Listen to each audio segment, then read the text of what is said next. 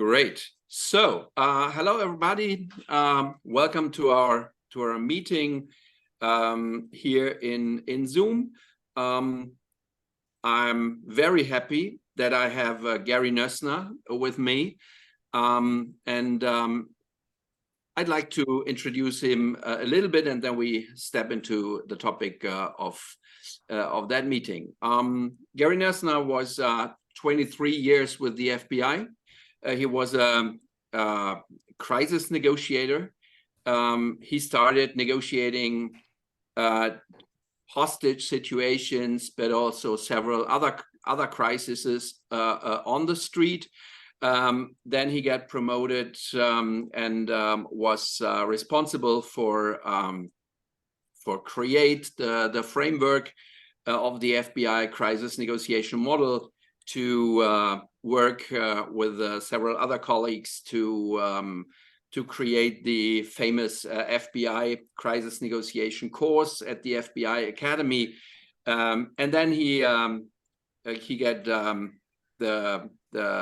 became the chief of the crisis negotiation unit of the FBI. So he was responsible also for managing all types of crisis negotiations coming up. In that position, he had to lead, and also he had to negotiate several crises, several negotiations, and also a lot of crisis situations in the Middle East with a terrorist background. So when that terrible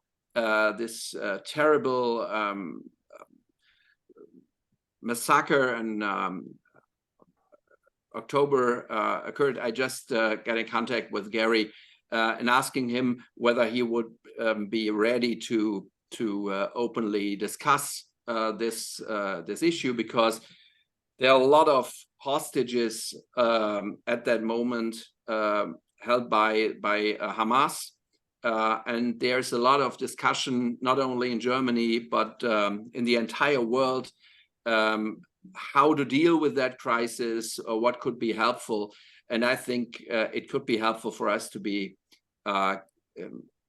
as good informed as it could be. So since nobody on this world that I know have more experience on crisis negotiations and negotiations with terrorist background, it's great for me to have the chance to ask some of my questions to Gary. So great to have you here, Gary. Very warm welcome. Well, thank you. Actually, you sold me a little bit short. I actually did 30 years in the FBI and 23 as a negotiator. So just to clarify on that, and one of the responsibilities of the Crisis Negotiation Unit was to respond to kidnappings of American citizens abroad. And during my last decade or so in the FBI, my unit was involved in about 120 of those. So and also have a background in Middle East terrorism. So I have a little bit of knowledge of how this process works and the complexities and challenges, and I'm happy to share whatever we can talk about today on that. Yeah, and what's interesting to know, after your retirement, you were senior vice president with control risk, so you had also done a lot of consultancy work on crises with hostage backgrounds and stuff in the private sector. So I think that's very interesting to bring these perspectives together.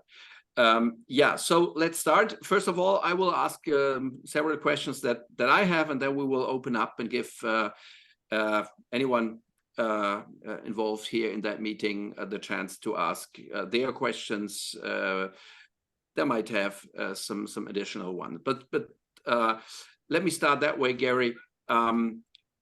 This is not a normal hostage negotiation situation with a hostage taker sitting in a bank, having a hostage with him, and you step up in front of the bank and deal with that. This is much more complex. So what are the main and most important differences between this complex crisis and a normal hostage negotiation situation? Yeah, there's two main reasons someone takes hostages. One is the obvious, to try to compel somebody to give into a demand, and the other is as a shield to keep the authorities. And you mentioned the classic bank robbery situation.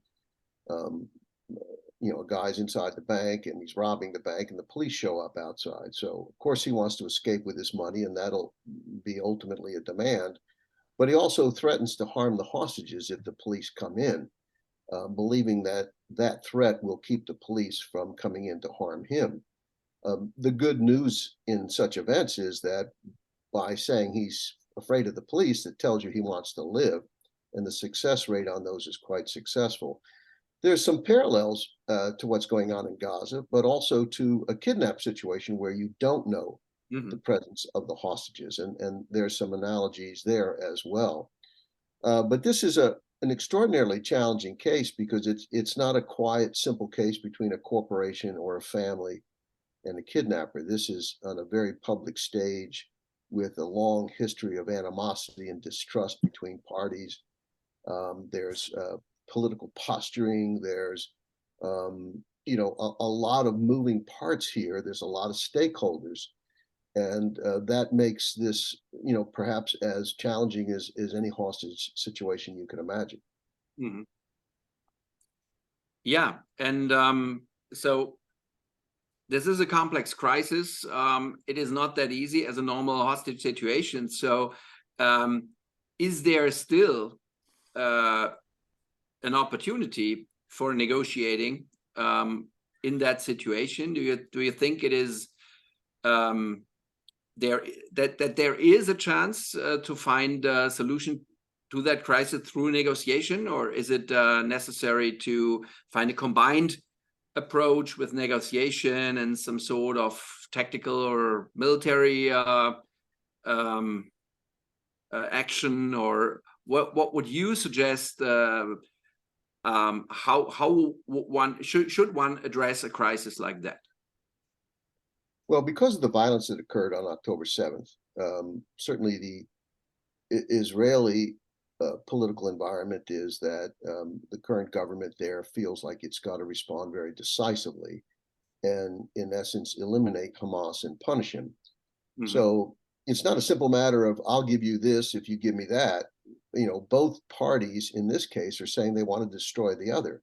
Hamas wants Israel to cease to exist as a nation, and Israel wants Hamas to cease exist as an organization. So they are in essence unable to talk to each other. So this is a case where intermediaries are going to have to play the vital role, and it seems like the country of Qatar is playing that role and is willing to do so. They have good relations with Hamas, and while they may not have good relations with Israel, they certainly have good relations with the United States, that is sort of trying its best diplomatically to inject some calm and create an atmosphere where some negotiations can take place. Overall, am I optimistic? Yes, the hostages are a valuable commodity, and Hamas will try to exploit that for a variety of reasons. They'll probably try to get some prisoners released, and they'll also try to stop Israeli, military activities. My personal view is that Hamas overstepped and did not expect to succeed in their action to the extent they did. I Hmm. think they probably assumed that Israel would be better prepared for such an incursion, and they would take casualties, but they would kill some Israelis and grab some hostages. The fact that they killed, what is it, 1,400 Israelis, something like that, and took 240 hostages, I think exceeded their expectations. From their point of view, that was a good thing. But the downside of that is the fact that now Israel is not saying, okay, we're going to hold up and try to effect the release of a few hostages, trade them for some prisoners from Hamas. Because of the level of the violence that occurred and the large number of hostages, I think Hamas has, without trying, left Israel with no choice but to show it's going to destroy Hamas. And that may be a more important factor than the actual safety of the hostages. Of course, they want the hostages back, but I think it puts Israel in a very difficult position. It puts Hamas in a difficult position. There are so many challenges in this incident, it's hard to describe. So what do you think? What does it mean that there had been some hostages released in the early days, shortly after? What does that mean? How is it meant by Hamas, and how do you interpret that as a crisis, as a specialist, as an expert for crises like that? I think whenever you have an avenue of communication that's been open that leads to the release of a hostage, that has to be taken as a positive sign. Now, the question is, can that be further exploited and further used to get additional hostages to come out? And that I don't know. I certainly hope so. But it's a really, really tough situation. These two combatants hate each other. They're not able to discuss. Another thing I want to point out, Andreas, is I think people automatically assume that Hamas has a very detailed, laid out plan on how to proceed and what they want to do. My experience is in certainly large scale hostage situations that very often they don't have a clear idea of what they want to do. They're reacting to events just like Israel is. They probably didn't expect to have this many hostages, and now they're not sure how to leverage them. And it's going to take time for them to figure this all out. Now you've got the military action ensuing against Gaza, and that has complicated everything. And initially, the world was very condemning of Hamas, and now because of the Israeli retaliation, some of that condemnation has turned the other way. It's a really tough atmosphere in which to conduct talks to proceed. There are a lot of people doing that diplomatically. I know the United States is among other countries that is working very hard to try to create at least a cessation of hostilities so that hostages can come out. And they're doing that quietly and outside of the public spotlight. And I think that's good. That's the way it should be done. But it's uncertain as how this will play out. So you said it is unusual how professional that was. This operation was executed. So there's a lot of speculation in the Western media that in this specific case they might not have been only supported by Iran, but in German media there was a lot of comments that there are rumors that they might have been assisted through military advisors by Russia to connect that it is being linked in an overall strategy to disbalance the world with Russia behind these plans. What do you think if you hear ideas like that? You know, I don't know about the Russian angle of it, and I would have question mark about that. It seems pretty clear that Iran had some interest in trying to disrupt what looked to be a pending normalization of relations between Saudi Arabia and Israel. And by doing this, it certainly disrupted that from proceeding. And in that respect, they were successful. And I think that was the primary motivation, because Hamas is principally sponsored by, funded by, and directed by Iran. Mm-hmm. So the first hostages that had been released were Americans. So do you think that is by sheer luck, or is this a plan? And what does that mean that the first hostages that are released are American ones? I'm not sure. I could speculate that Hamas, certainly is well aware of the fact that, as most of the world is, that the United States is a principal supporter of Israel, and politically, militarily, and otherwise, and that perhaps such a release would encourage the United States to exert some controlling pressure on Israel. I'm not sure. I don't know what the thinking was, but I suspect it's something along those lines. Mm-hmm. So,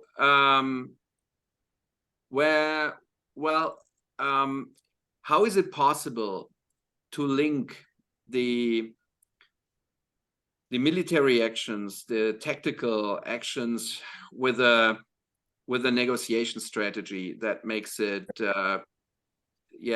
that creates a chance for success for the negotiations? Do you have any ideas or any thoughts on that issue? Typically, again, to look at it simplistically, go back to our bank robbery scenario, the police threat of force is a compelling reason for the hostage takers to cooperate with the police. In essence, we say, cooperate with a nice negotiator or run the risk of facing, serious bodily harm or death from the tactical team. And I think to some extent that works here.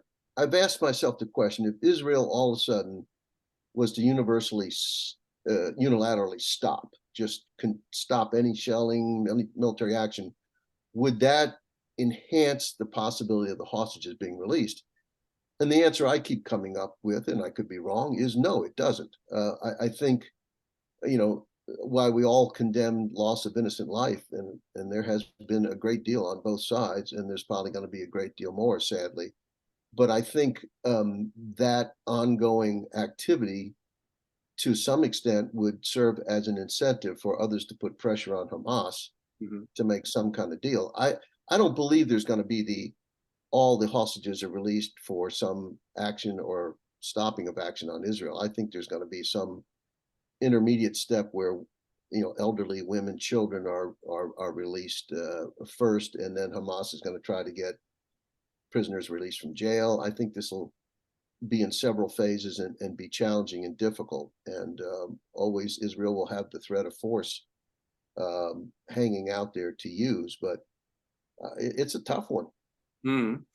So from my perspective, what I see as very unusual for a hostage crisis is that this hostage crisis is embedded in a PR war from both sides. I can't remember any other crisis where the hostage takers had his allies and were influencing the media and the social media worldwide that much. So I think this is a very special situation, that high pressure that comes from the PR war, isn't it? How would you see that topic?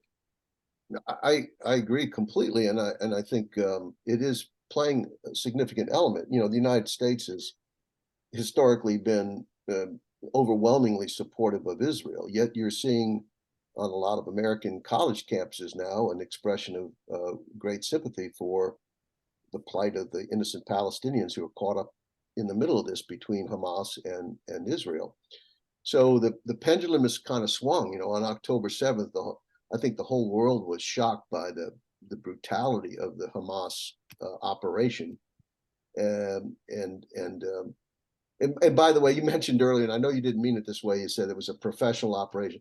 What terrorists do, I never call professional, but they've certainly well organized and planned, and a higher level of implementation than we've seen in the past from them. But be that as it may, that feeling across the world that was initially sympathetic to Israel has now shifted away from them because of the response. Now you've got the Netanyahu government that's fighting for its political survival. Certainly the prime minister is, and he's got to be shown as tough and decisive. There's so many factors here that complicate this that I think there's great room for concern. So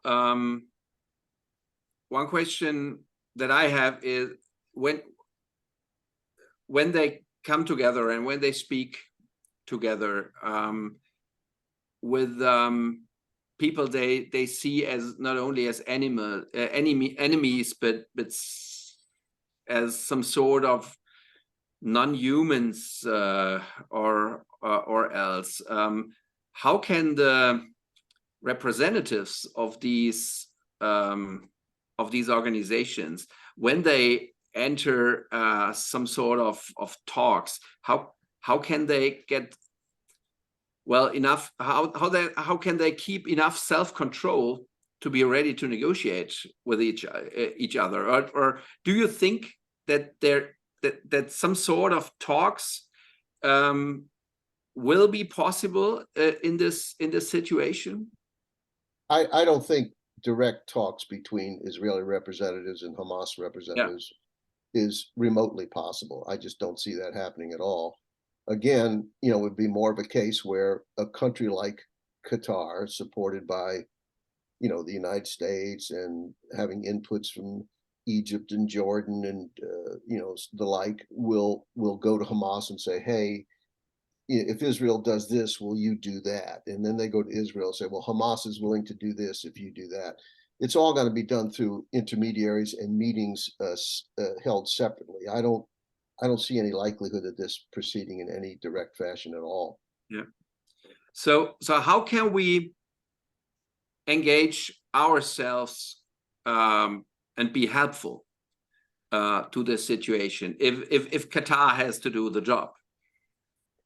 We as individuals, I'm not so sure, but you certainly urge our governments to be open to fostering a dialogue, to use what intermediaries are necessary and appropriate to try to stop the violence. I think the role that the rest of the world will play will be largely humanitarian in the wake of all this, to rebuild Gaza, to provide the resources, certainly the medical support and food and water and so forth that is needed there. That place is pretty devastated.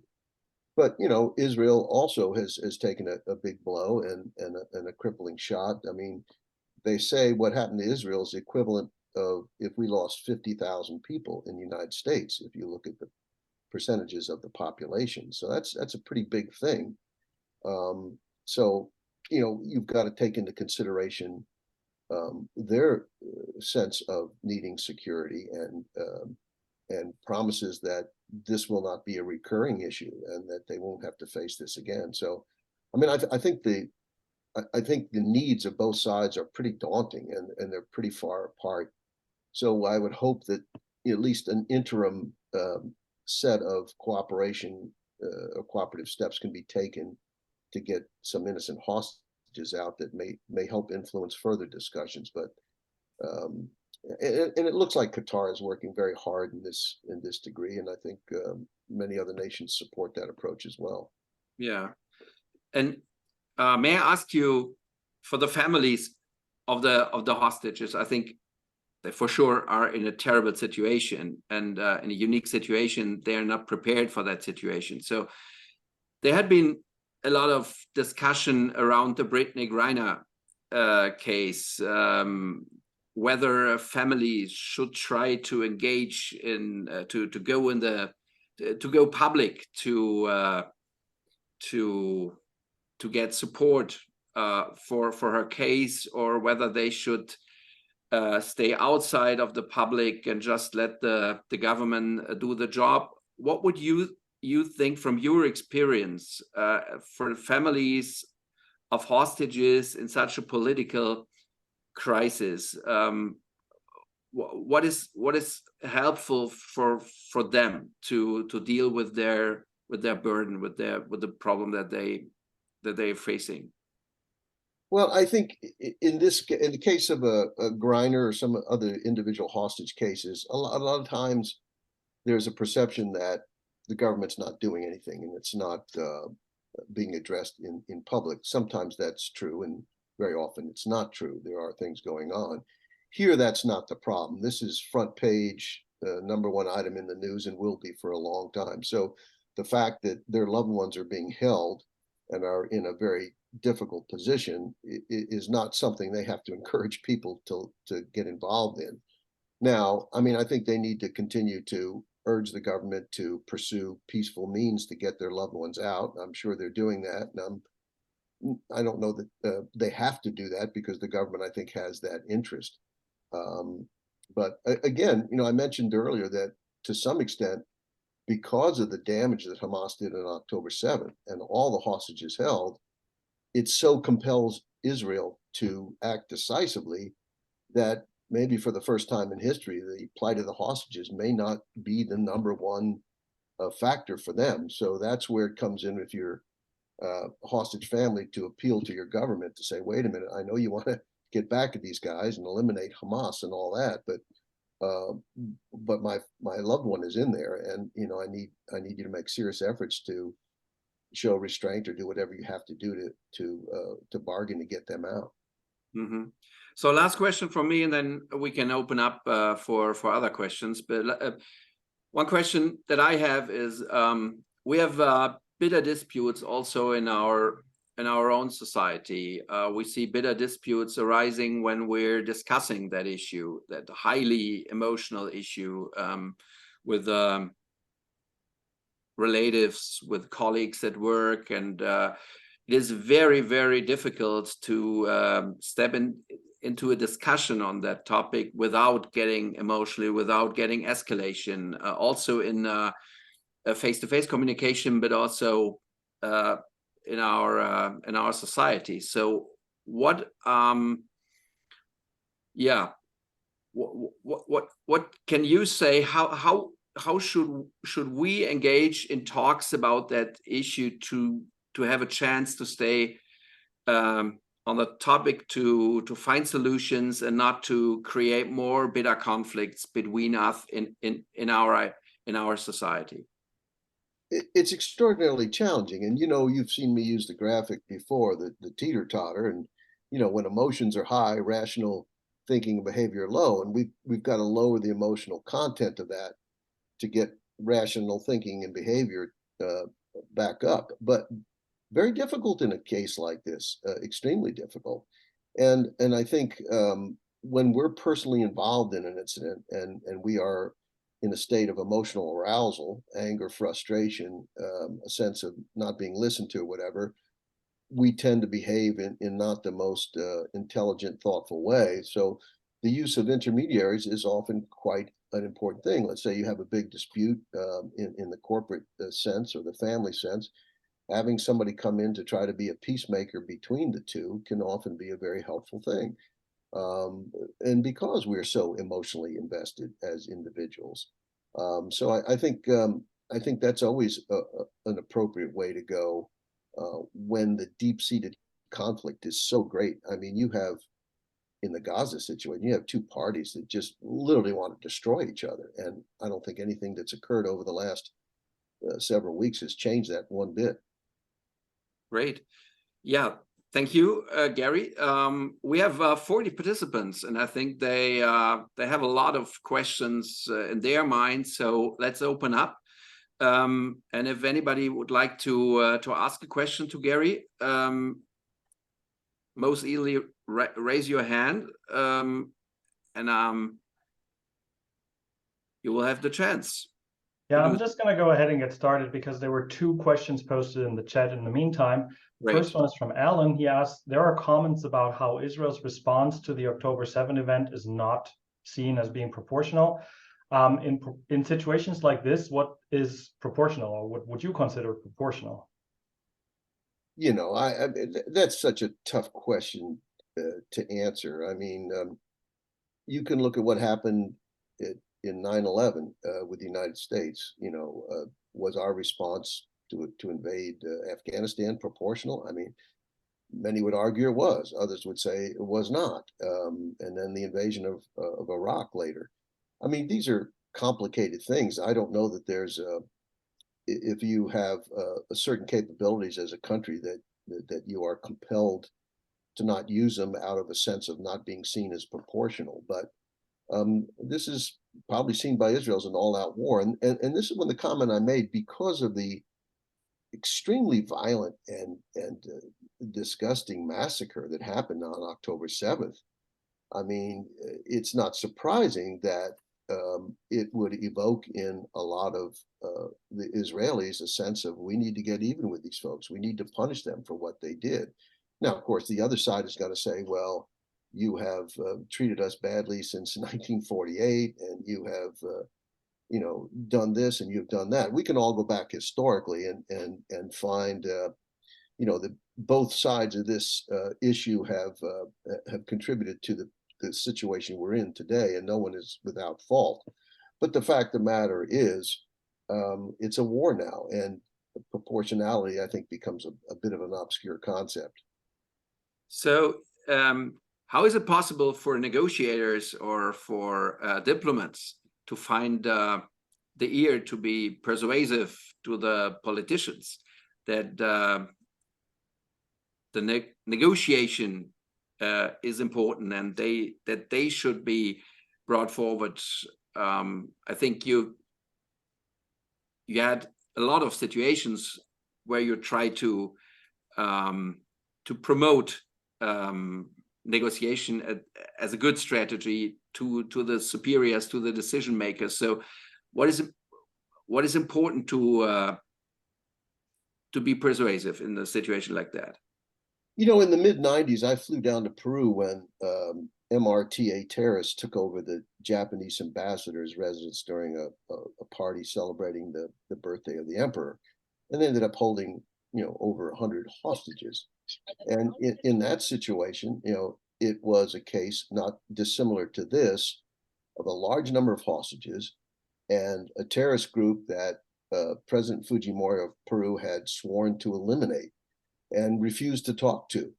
You know, so while other countries who had hostages inside, including the United States, were trying to convince him to open up a dialogue, he was resistant to that because of his domestic politics and the need to be seen as decisive and unwavering. And unfortunately, as we all know, oftentimes the word negotiation is misunderstood to mean capitulation.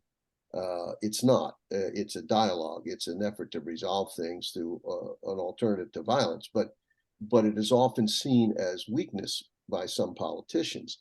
So in that case, it could have ended a lot more tragically. Eventually, the Peruvians conducted a rescue that worked out to be successful.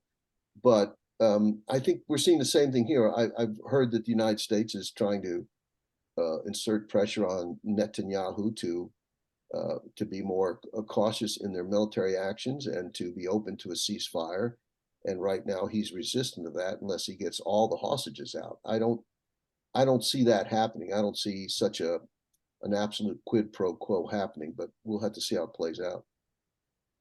Mia Isman, he's asking, as far as you know, do states have pre-prepared concepts for such situations? And are they prepared, trained for such talks, or do they freestyle? Yeah, oh, that's a good question, and it depends. You know, you take Israel, for example, they've got incredible negotiators on their police and military teams, and I've worked with them, and I've been over there several times, and they're excellent. But it's been my experience that when you get situations of a high political nature, and there's none more so than this, that the politicians feel compelled, both from their positions and from a perception of the public, that they have to get heavily involved. If they're smart, they'll rely on trained negotiators to have input into what they do. But in other cases, the political stimulus is more important than anything else, and that may be what we're facing here. Mm-hmm. And I guess I didn't fully address. I mean, do they game out situations like this? Not so much, but this is primarily going to be done by the diplomatic corps of all the parties involved, and you know, the diplomats typically are sensitive to challenging situations that don't have a clear resolution. So it takes a lot of patience and understanding. Yeah, we have another question from Anne-Catherine Heinz. With regard to the hostage negotiations with Hamas, has Israel not maneuvered itself into a situation in which it is not even possible to make concessions to Hamas without losing the credibility, loss of face of their aim of destroying Hamas? I think that's a great question, and it's a compelling one, I think. You know, it seems to me that Israel would be open, as they have in the past, to exchanging Hamas prisoners. You know, they've sort of set a standard where, when the Israeli soldier was released some time ago, they released 1,000 Palestinian terrorists who were incarcerated. Well, that's a pretty disproportionate trade. I don't know that they have enough prisoners to offset 240 Israeli hostages at those kinds of levels. But I think some sort of exchange like this. I don't think Hamas is going to let these people go just because they want to get a few hostages out of jail. They're also going to want Israel to stop its military action. And Israel's going to say, well, if we stop that, you're not incentivized to let the hostages go. And if you let the hostages go, then you're going to assume that we're going to come in and finish the job of eliminating you. These are the issues that make this so terribly complex. Mm-hmm. We have a question from Alan Sung.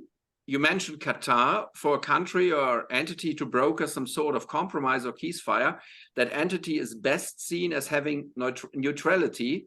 How do both sides view Qatar?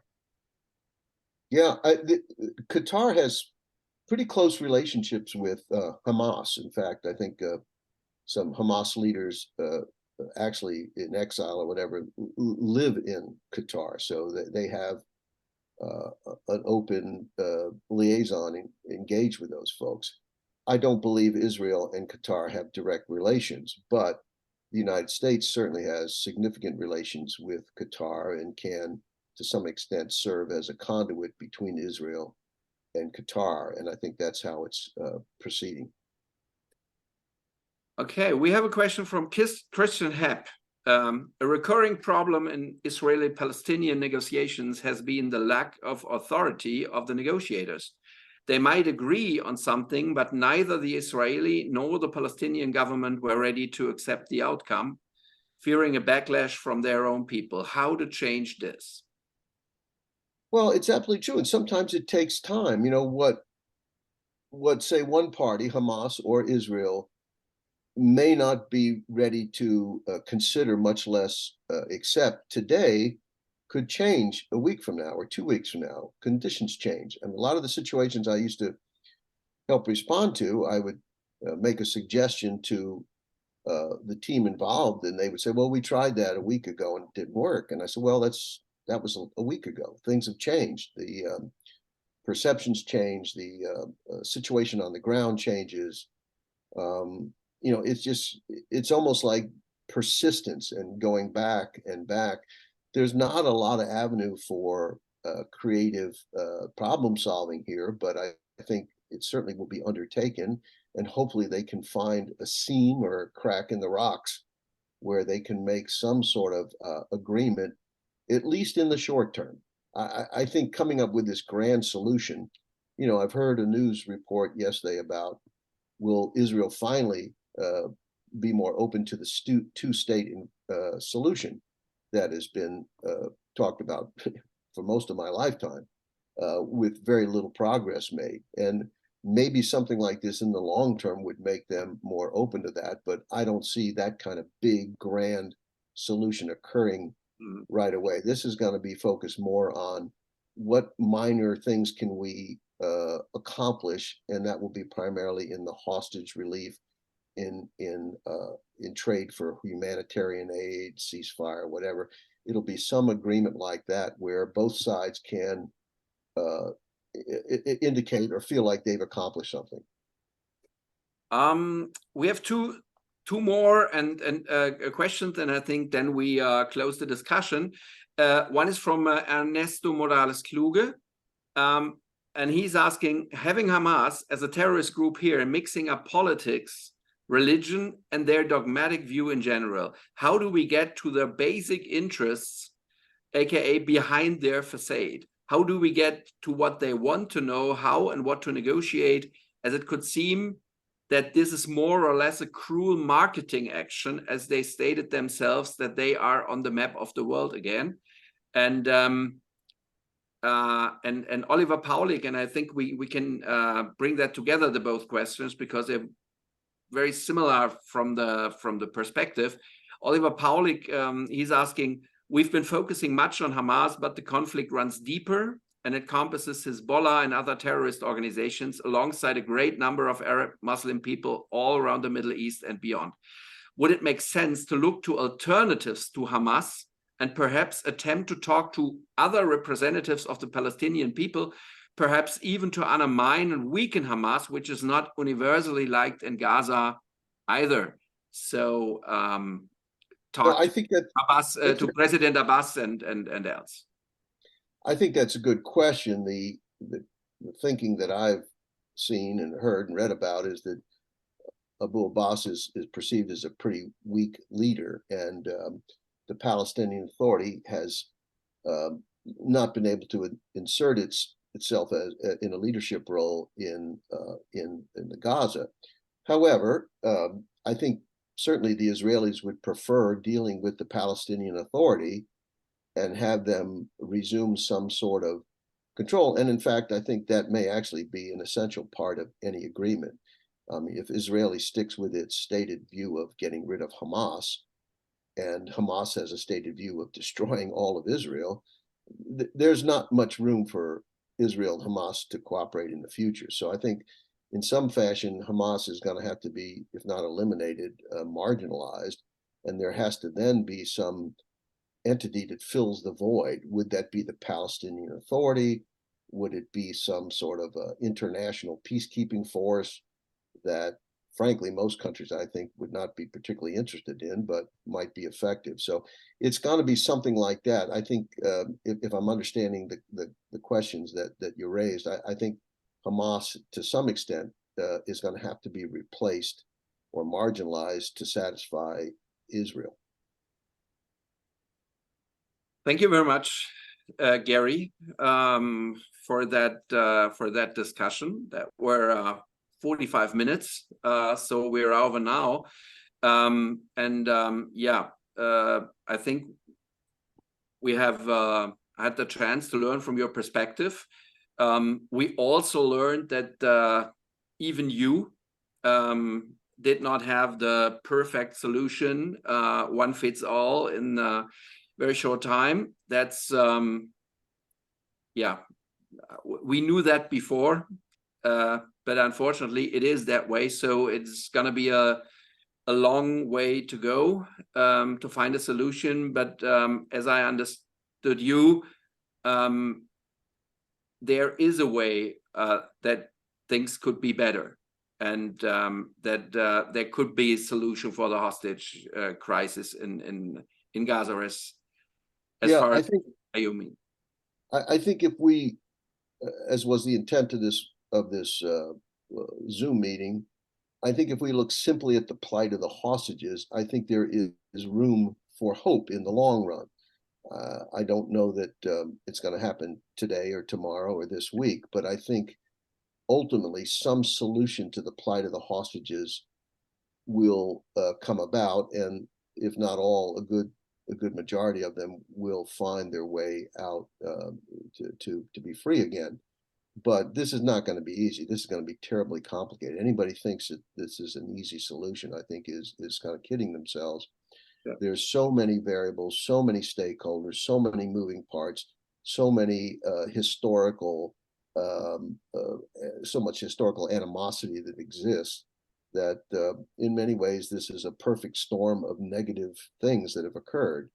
But through that, the fact that the hostages are still alive, and that they are seen as being valuable to both sides, would give me hope that there will be some way found to help bring about their safe release. So thank you very much, Gary. Thank you all for attending. Let us individually pray for peaceful solution for this region, and for a peaceful solution for the people in Israel and in Palestine. I think there's a lot of things to do, and any one of us could be helpful in engaging in constructive dialogue in our networks, and help to find a good solution. So thank you very much, and have a good day, and see you soon.